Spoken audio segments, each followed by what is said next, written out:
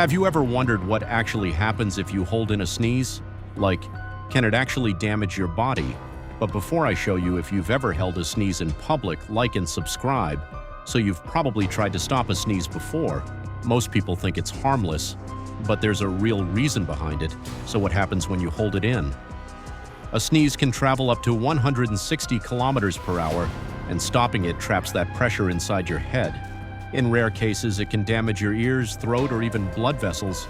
That's why holding a sneeze is way worse than just letting it out.